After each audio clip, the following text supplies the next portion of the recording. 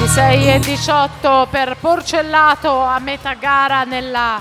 serie numero 4 junior maschi, e questo è il passaggio più veloce fino a questo momento. Per la terza serie sono alla partenza Alberto Marcon, 3 piscine in corsia 1, in 2 Alfieri Gregoratti Idros, in 3 Alberto Crosato Idros, in 4 Gioele Trentin, 3 piscine in corsia 5 Andrea Alberini Canottieri Mincio, per la Bentegodi Massimiliano Vesentini, in 6, in 7 Matteo Vicentini.